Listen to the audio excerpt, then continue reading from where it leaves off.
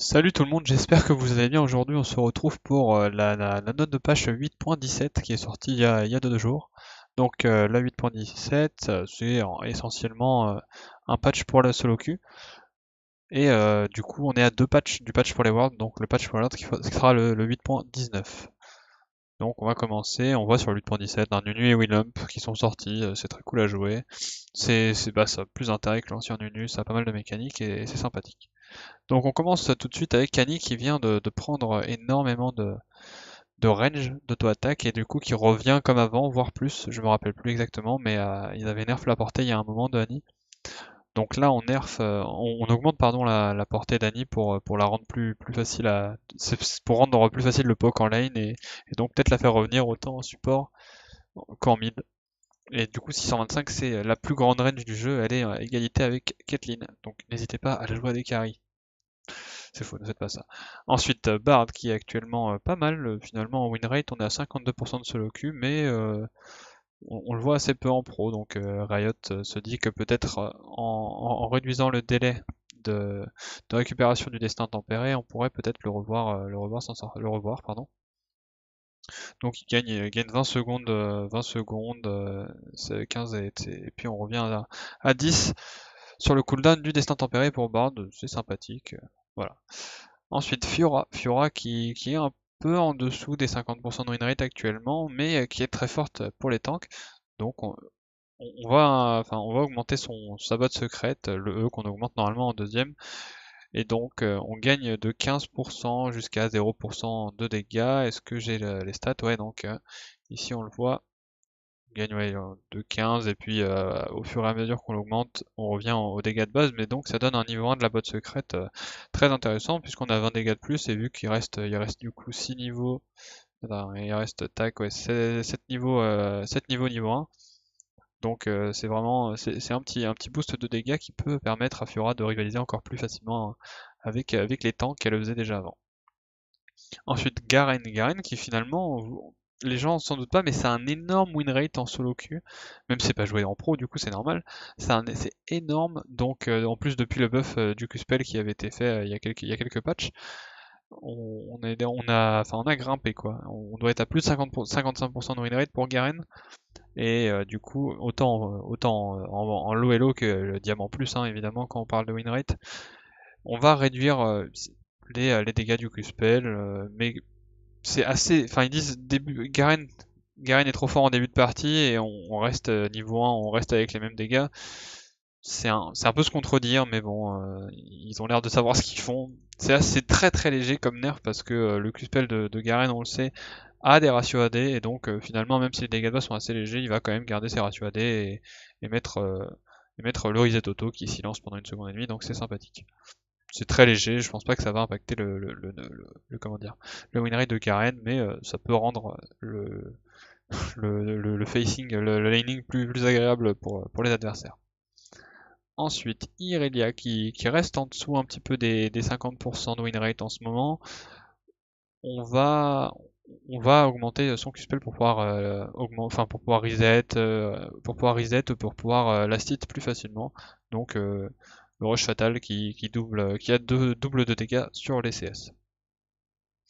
Kassadin qui commence à revenir sur la scène compétitive parce que ça counter le blanc dans un premier temps. Et le problème est toujours que le depush est trop léger et donc prendre un match sans depush, ça t'oblige à prendre quelque chose d'autre qui peut remplacer ce depush comme Oriana, des choses comme ça qui peuvent one shot une wave, ce qui a un peu de mal à faire Kassadin. Et du coup, on réduit de 1 seconde et puis de 0,5 secondes à niveau 2 le délai de la fissure. C'est assez dangereux d'augmenter, de buff du coup le cooldown ou de réduire le cooldown. C'est parce que déjà Kassadin, niveau 6, il est quasiment intuable, ingankable. Alors en plus, si tu commences à réduire à réduire le cooldown dans les premiers niveaux, ça peut devenir très compliqué. Donc attention avec ce genre de buff.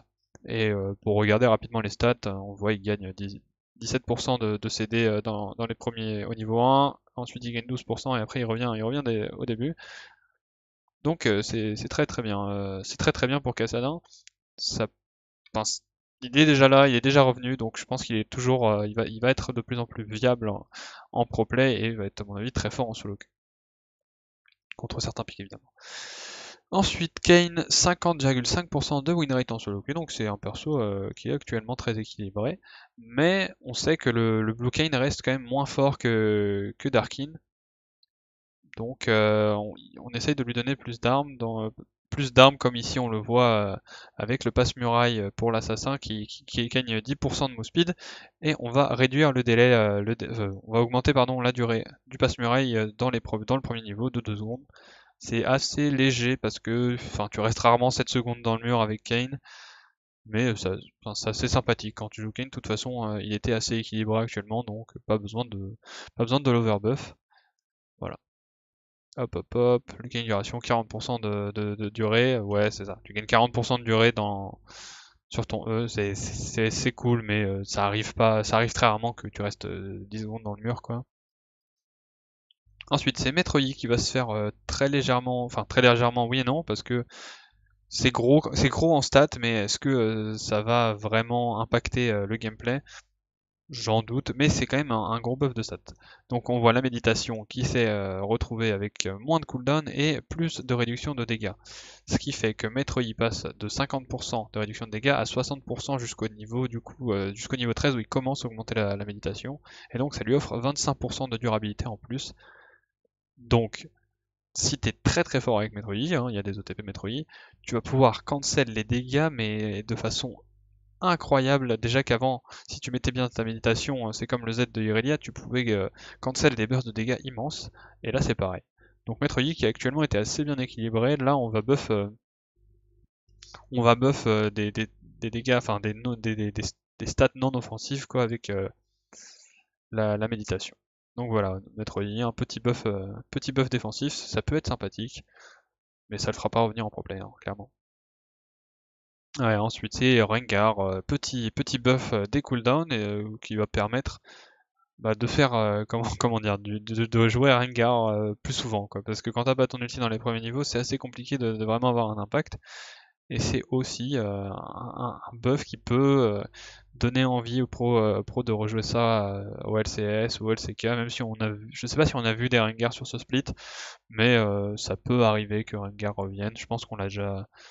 Enfin, c'est arrivé que les gens le piquent. C'était quand? C'était G2 Misfit, la finale G2 Misfit, où il y a eu un Rengar qui est passé. Donc voilà, c'est ce genre de choses qui peuvent le faire revenir, qui peuvent le rendre plus piquable, si je peux dire. Ouais, Rengar qui est actuellement à un peu plus que 50% de win rate, c'est pas mal. Varus qui est omniprésent actuellement sur la scène compétitive, qui va évidemment se faire nerf les stats de base, hein, parce que Varus qui était considéré comme un laner très très fort, autant avec ses stats de base du coup, et ses 550 points de vie au niveau 1, qu'avec son poke et son énorme prio de lane, en plus avec les CC à partir de la chaîne de corruption, etc. Donc j'en parle. Et donc il fallait faire quelque chose. Donc Varus qui va prendre un petit nerf sur la phase de lane, qui va le rendre moins omniprésent, j'imagine, même si je pense pas que ça change quelque chose. Ça va plutôt lui donner un counterplay un peu plus simple sur la phase de lane en lui enlevant 50 points de vie et en rattrapant ses points de vie sur le late game avec la croissance en PV. Ensuite, on va retoucher à Wukong. Wukong, ouais, qui s'était fait nerf à cause de Caps.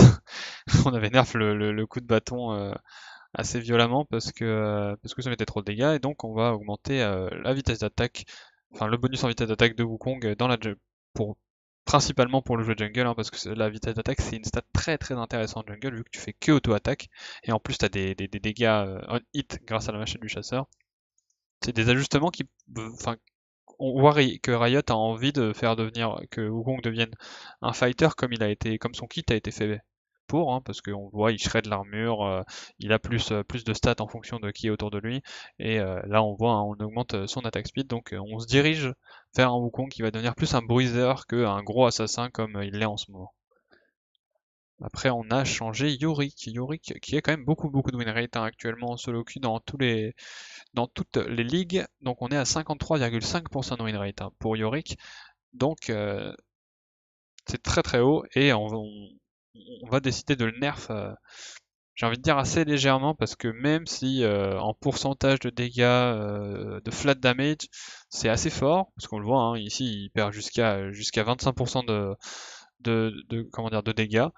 C'est pas hyper intéressant parce que les ghouls de Yorick, il faut savoir qu'elles gagnent 30% de ratio d'AD, et en plus que leur attaque speed augmente avec les niveaux. Donc même si tu as 26% de dégâts flat de base, c'est pas ça qui va vraiment impacter ton DPS. Parce que ouais, il aurait été plus intéressant de nerf les dégâts dans les plus grands niveaux, parce que là ça aurait commencé à faire mal à Yorick, mais vu que déjà on le voit pas forcément en pro, non on le voit pas du tout en pro, enfin on va pas le mettre au fond. Donc Yorick restera un laner très très fort et un split pusher qui met beaucoup de pression. Ensuite on touche à Taric, ça fait longtemps qu'on n'avait pas touché à Taric. Les compétences passives de Taric lui permettent de s'appuyer, de vraiment s'appuyer sur ses attaques de base. Donc ouais c'est vrai, on va passer des dégâts adaptatifs pardon, que les runes pouvaient donner.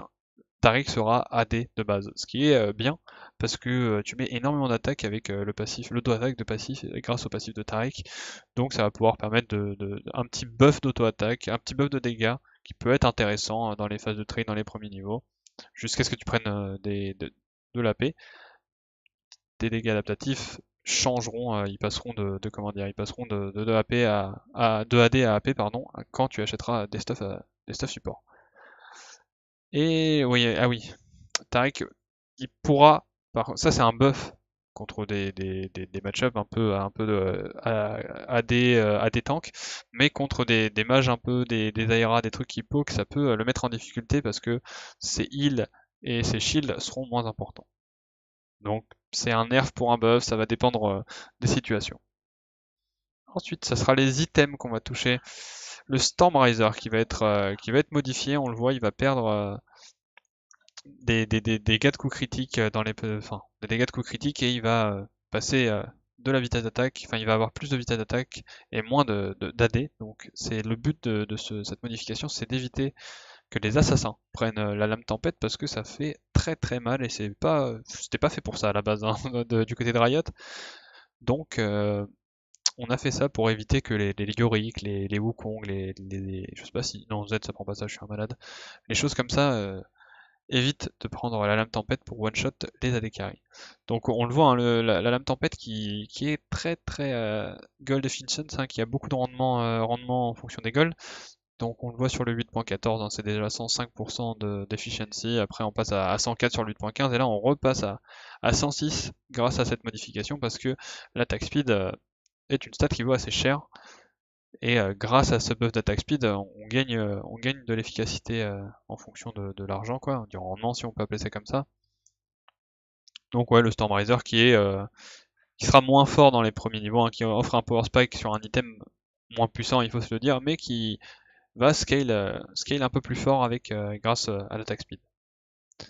Ensuite, c'est le c'est le Draktar pardon, qui va se faire modifier, il va perdre 50 de dégâts dans les derniers niveaux sur le proc, mais il va te donner 3 points de létalité. La question qu'on peut se poser, c'est combien de dégâts il faut que ton kit ait pour que ce 3 létalité, ce soit un buff. Pour ce faire, nous avons des maths.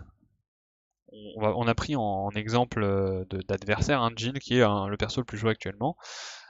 Donc on le voit, le stab, hein, la première auto va mettre minimum 20% de dégâts en moins. Donc jusqu'à 25%, donc c'est vraiment beaucoup de... L'auto-attaque que tu vas mettre en sortant de ton invisibilité va faire beaucoup moins mal. Mais, grâce à la létalité, ton kit, grâce au buff de la létalité, avant tu mettais 110% des HP de Jhin, pardon, ouais, j'avais raison.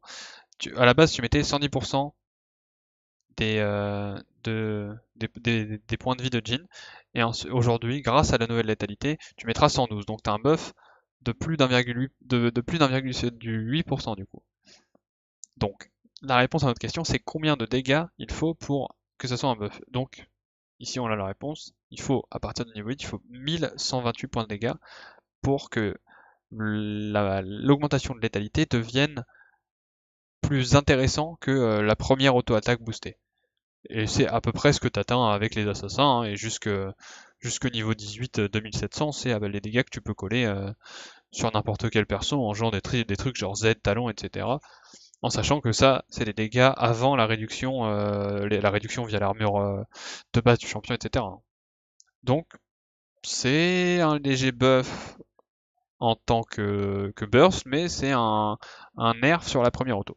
Donc c'est intéressant, ça change, on évite d'avoir, ouais c'est ça, un 200 sur une auto un peu gratos, c'est un peu triste ça, mais finalement ça va pas changer grand chose au gameplay des assassins. Ensuite on a des corrections de bugs, les nouveaux skins qui sont déjà sortis, cela je sais pas. C'est tout. C'est tout pour cette note de patch. Si ça vous a plu, n'hésitez pas à mettre un pouce bleu, à vous abonner, à suivre sur Twitter où je mets beaucoup d'infos, et à venir nous rendre visite sur notre chaîne Twitch conquerorscup.tv où on stream des tournois de haut elo, diamant, master, etc. le lundi, mardi, jeudi et vendredi à partir de 21h jusqu'à environ minuit.